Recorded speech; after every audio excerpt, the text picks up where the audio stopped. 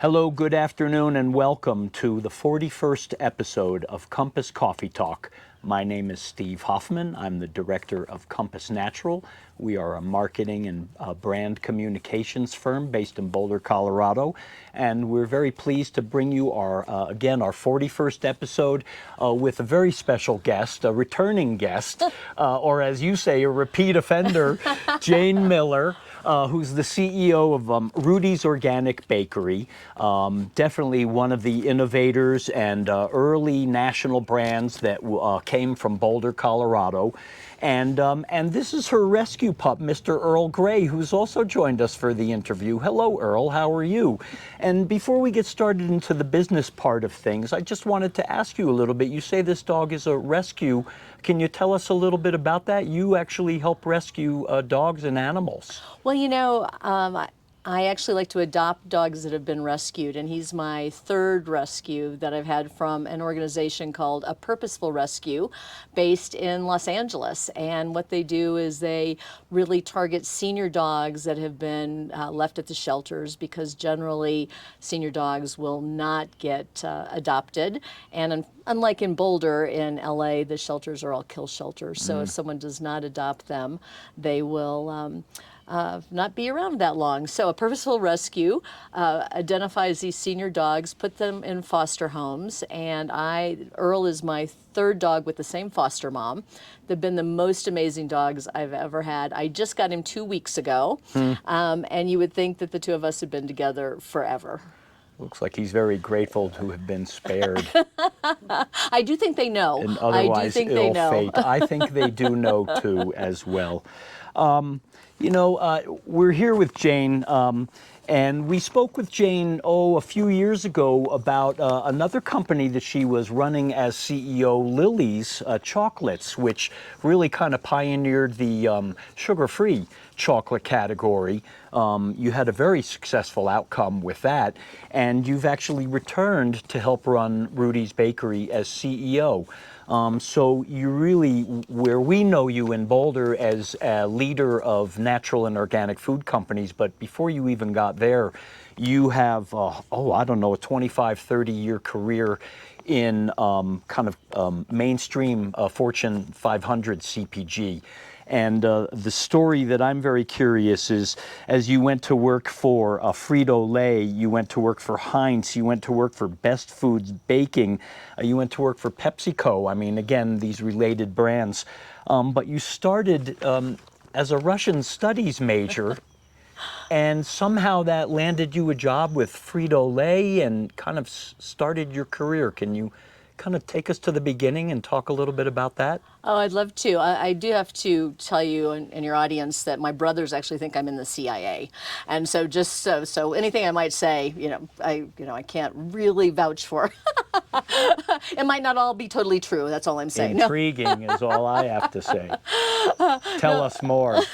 The short story is actually, it's got a couple parts to it, which is so fun to actually go back that far and talk about it. But I was a Russian major, and the reason why was I was really good at languages, and I wanted to get good grades in college. I was second in my class in high school, wanted to do the same thing in college so I could go on to law school.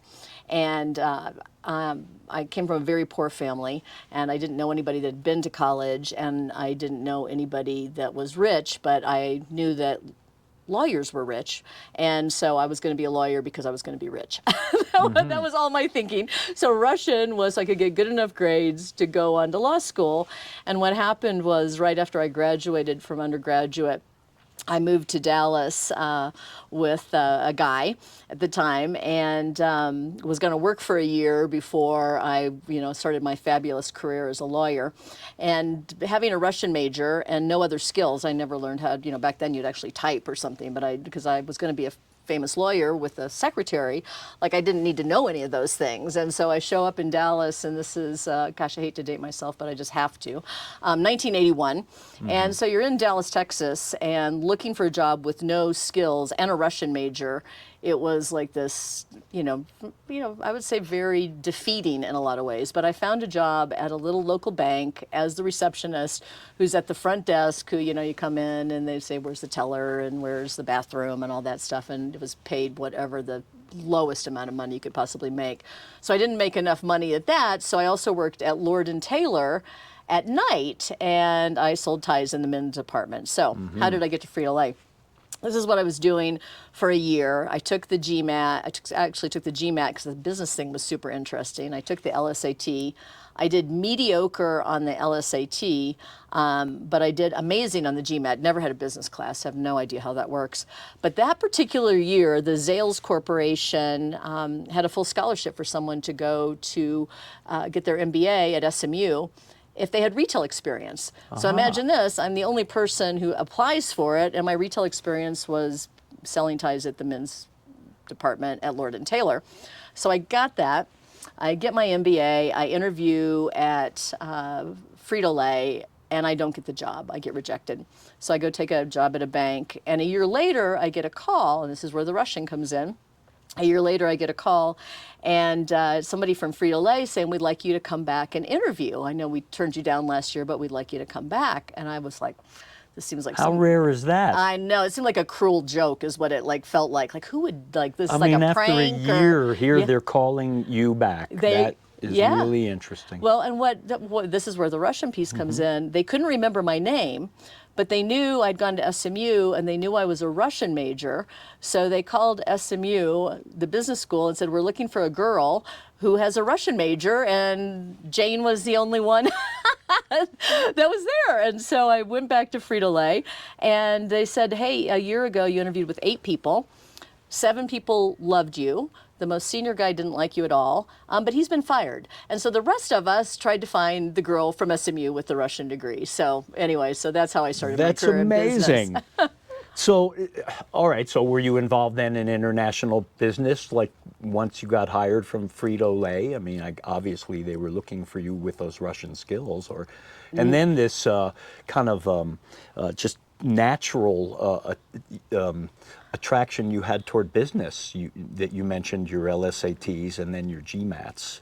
No, the Russian had nothing to do other than they just remembered me because of that. I was on a potato chip brand called O'Grady's. It was a new brand. So yeah, and that lasted for like a couple of years. I started in marketing. Yeah. That was where my career started at Frito-Lay. I see. So how long were you at Frito-Lay? That's a company now that's, many very well-known brands. Did you handle a few of the major brands there? I did. I was there for about 14 years. If you like chili cheese Fritos, I was part of the team that brought chili cheese Fritos into the world. So that was one of my great accomplishments. I went from marketing into sales into distribution, and then I was the first female president at Frito-Lay. That's amazing. I mean, that's almost like now a doctorate in business that you went in and just learned on the job. Absolutely, absolutely. It was great. It was an amazing experience. And, Frito-Lay at the time, and it probably still is today, was a super competitive environment. You're surrounded by the best of the best. And, so it just ups your game, as a young person where you're just working around this really, talented group of people. It was super fun. And I had, growing up, because we were poor, we didn't ever have potato chips or anything. So literally in the first 3 months that I worked for Frito-Lay, I gained 15 pounds. Eating potato chips? I just ate potato chips morning, noon, and night. I mean, to this day, it is like my kryptonite. I cannot keep potato chips in my house because I love potato chips so much. But that particular summer, I put on, honestly, 15 pounds. So anyway. That's I funny. guess That's nobody like probably working really in a cares about chocolate that, factory. I don't know that Lucy, I Love Lucy Yeah, exactly. episode. I'm just like eating them as fast as I can. Tastes great in the beginning. At the end, it's like, oh my goodness. Well, now you went on to work for some other pretty major brands. Again, Best Foods. Is that part of PepsiCo, or is that a different company now? So it doesn't even exist anymore. I worked, if you've heard of the Oro Wheat brand, Thomas English Muffins, Entenmann's, they were owned by a company called Best Foods, which is also, you probably know the mayonnaise, which Right. actually, so I worked there. I ran this division. It was quite a large division. And after I left Frito, it got sold first to Unilever. Then Unilever spun off the baking business to George Weston, which is based out of Canada. And then George Weston spun off the Western division, which is what I ran, to Grupo Bimbo. So that so Best Foods as it existed, 20 years ago doesn't exist Now today. kind of part of a A Bimbo. Bimbo, yes. Very cool. Now, there was also a company you helped, Hostess. So what's the deal there? You helped bring it out of bankruptcy? Yeah, they were. I was part of a team that saved Twinkies for the world. Now that we're in the natural products business, I don't know if if anybody wants to actually know that or not. That was the big question, actually, early on in the organic industry. Can there be an organic Twinkie? Well, yeah, the answer is yes. We were just having that discussion the other day for Rudi's, which is like, how would we do that? How do we come up with that, but under the Rudi's name? So I was part of a team that came in to help get Hostess out of bankruptcy, and did that. They got out of bankruptcy, and then right after that, I came to Rudi's Bakery for the first time. So Now, were you in Boulder proper at that time, or what brought you here to Boulder? My husband, one of his best friends, I don't know if you've ever interviewed Michael Rice from Sterling Rice Group or Rick Sterling. Rick, I know well. So his business partner, Michael Rice, was one of my husband's best friends. He was in our wedding. And so we'd come to Boulder quite a bit. And just kind of the super short story is when I was in California, my husband was diagnosed with terminal cancer, and so we moved back here for him to pass away. Aw. So I've been here since 2002 in Boulder. And so the Hostess was actually based in Kansas City, but I commuted and had a house here. I see. So you took all that experience, and I'm sorry to hear about your husband as well. Thank you. I know it's a long time, but it never, the love never goes away. Yeah, this week was the anniversary, and July is always kind of a hard month for me, actually. So thank you for acknowledging that. I think I just pounded my microphone Yeah. here. I meant to pound my heart. Anyway, so you took all that experience now, and you brought it to the natural foods industry, which I think it needs that kind of experience, frankly.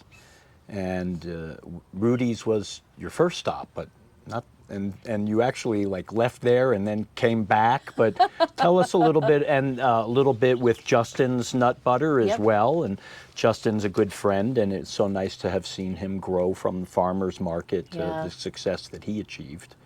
But tell us a little bit about the natural foods part of your journey. So after I left Hostess, I came to Rudi's to be the CEO in 2008. It was actually called Charter Baking then. We had Rudi's Organic Bakery here, and then we had Vermont Bread on the East Coast, and so it was under Charter Baking and kind of ran all of that. That right around that time is when I met Justin, and we have become really good friends. I consider him like my little brother in so many ways, and he's, as you may know, he's on the Rudi's team now, Right. and does innovation for us and is our celebrity in residence, That's which awesome. is so awesome.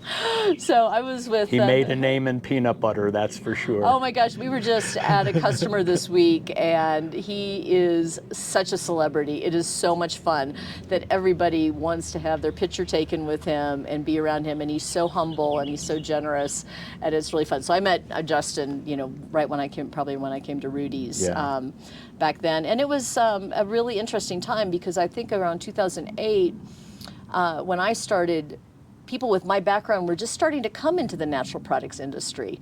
That so many people that you've interviewed, on your podcast, the Steve Demoses and the Mark Retzloffs and probably Hassan and all of these guys that were around that were truly innovators. There were people like me that were selling Doritos and Heinz ketchup, and all of a sudden we're showing up, with our natural industry logos on, and it was a really special time because I think the industry was becoming a little bit less farmers market and a little bit more, maybe becoming a little bit more CPG like. I think there's positives on that and probably quite a few negatives too, and how natural has become a little bit more positively mainstream, but probably negatively more corporate.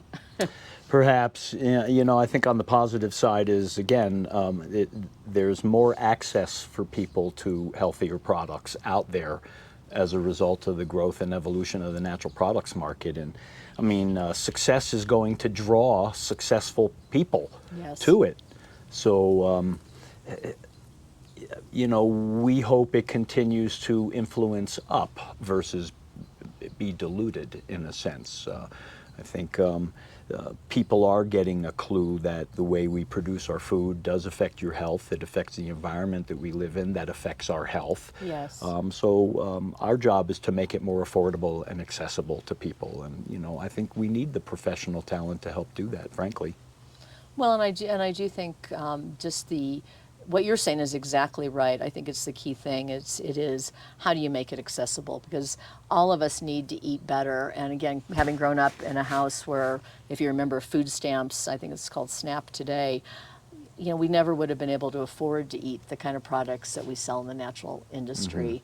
And I think that that is such an important thing as we can get it more mainstream, get bigger companies to be able to adopt the practices of sustainability and, you know, really caring about the environment. I think that we can impact more people, and I think that's where we really begin to. So scale makes a difference. There's no question about that. Where in your journey did you decide to start mentoring young entrepreneurs and also people that want to build a career in the corporate world? And you wrote this book, Sleep Your Way to the Top, with an asterisk, and other myths about business success, particularly for young people who are looking to find their path in today's working world. So talk to us a little bit about this. What inspired you to write this? And I know you're not done mentoring people. You continue to be involved, like with Unreasonable Institute and other things that you do. So, Yeah, you know, I think I don't know when I really first started mentoring, probably the start of my career, but seriously was probably when I came to Rudi's, because there's so much about this community that was not anything that I'd ever seen in the corporate world, like companies helping companies. And Mark Retzloff was so generous to me to introduce me around as, because he'd been the CEO of Rudi's at one point. And, you know, it sort of creates this environment where if somebody's helping you, you want to help somebody else. And although I would say I've probably mentored people over the course of my career, when I came here and got in this ecosystem, the idea to like help others just became like I think maybe it's just the thing about getting older. You're like, okay, is my legacy going to be, I sold another loaf of Rudi's bread, or that I like had influence on somebody's career? And you go, probably needs to be the career thing, not the Rudi's bread thing. So I got very involved with Naturally Boulder at the time, which is now Naturally Colorado. Got involved with the University of Colorado in the business school and was on the board for about 10 years there, where I had an opportunity to, every year be a mentor in the community in different ways. And the book really came from the idea, it goes back to scaling that I was saying before about trying to make things bigger. What I found in my one-to-one mentoring, that I was kind of telling the same stories all the time and giving the same advice. And it was like, maybe there's a way to like do this that's a little bit simpler, where it isn't me just talking to Steve or talking to Allison or talking to Christine. It's me having it more broad. And so I decided to put it into a book, and wanted to make it a fun business book. So it wouldn't be, boring old person going blah, blah, blah, this is how you're successful. And instead, if you read the book, it's literally about every mistake I ever made in my career and being really open and honest about it. And it's easier to do that when you're looking back than when you're in the middle of it. So I can say it's a lot easier to say. Hindsight is 20/20, it's 20/20, they say. and you can reflect on it. You can say what you would do better. But the idea was to kind of scale business advice. And so I had a career advice website for, I guess, 10 or 12 years called janeknows.com. And I just shut that down about a year ago. And now I have something called Jane's Place, which is, I'm kind of morphing from me being the person that has all the advice at Jane Knows, to me being ideally the Oprah of talking about advice and sitting around with someone like yourself and trying to learn about what you know about kind of the soft skills, not so much about the business side of it, but more about how you could be successful. So we can trade podcasts. Yes. That's what we're hoping to do with Compass Coffee Talk, is share the learnings from all these business leaders we respect and admire, and a lot of them we just are friends with and, Right. and love. So sleep your way to the top. This is available on Amazon.com. Okay, so what do you think the opportunities and the challenges are for young people getting into today's marketplace? Gosh, I love that question so much, and it's so hard. And last weekend, I have a young woman who's 26, who's like a daughter to me, and her boyfriend who's 28. And we were having that whole discussion. They're so scared about AI and how it is going to eliminate so many jobs. And they are trying to find their ways to how they even get noticed in a world that if you see a post like on LinkedIn, you are one of 100,000 resumes that gets put in there. And so there's, I think, this real sense about being a little bit lost and how you make a name for yourself, and how do how do you kind of stand out. And the best advice that I tried to give them and others is, it is about networks. You are probably not going to get a job by putting your resume as a response to a LinkedIn post. But if you know Jane Miller as an example, I might know somebody that I can introduce you to. Or, I always send everybody to naturallycolorado.org to learn about companies that are based in Boulder, and what was formerly Luke's Circle, now Venture Connect, which is another great place for young people to go to, which is more intimate than going Luke's to like Circle Indeed. is a great job source. He changed his name. Yes, it's now Venture Connect. But Yes. a great, again, job source in kind of natural, organic, CPG, conscious CPG. Yeah, absolutely. So I think it's so much about how do you get a couple of things. One is how do you realize that the network is what helps? But the best way to build a network is not trying to be like, Steve, I need a job, but instead, I just want to meet Steve Hoffman because he's a super interesting dude, and then like talk to you and get to know you, and then the network kind of expands that way. So like a Naturally Colorado, perhaps like even volunteering or getting involved in ways just to start, because I think people maybe, how do you start your network again? Absolutely. And it's not just young people out of college, it's folks that want to start a business in a sense too, or are looking for an opportunity.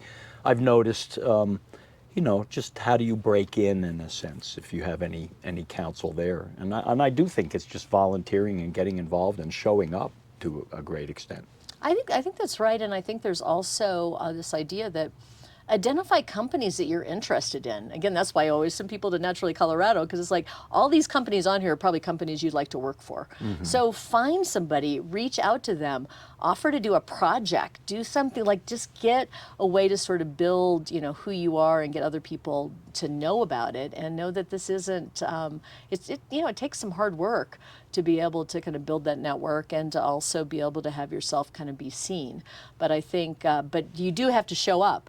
I think just sitting behind your computer, putting your resume out there for some AI tool to say, do you have the right keywords, is not going to be the way that you're going to really be able to get a great job. And I think putting yourself out there, I think is a big part of what you need to do. And maybe related to that is just, don't be scared about putting yourself out there. I'm naturally an introvert, so for me to like go to networking things is so hard. It's really hard. I have extrovert skills in the business world, but in the networking world, I'm like an introvert. And it's like, so take a friend. If you're that person that like doesn't just naturally go and want to say, hey, I'm Jane Miller, like make sure you have somebody with you so that it makes it a little bit less intimidating. It's great that you speak to that. Sometimes I feel like I'm a shy extrovert, or an extroverted introvert. I'm not so sure. If I'm comfortable in a situation, it's great. If I'm a little uncomfortable, I get pretty shy. Yeah.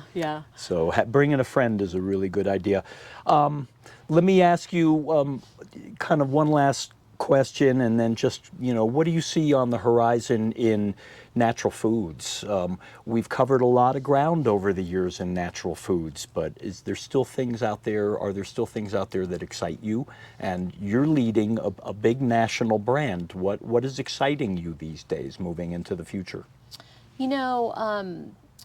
That's such a great question, because what I'm doing now is it's hard because it's a comeback story. And it's a more competitive field. And it's very competitive. I think that's the other thing that is happening. It's very competitive. But there is so much innovation which is kind of the lifeblood, I think, of the natural industry.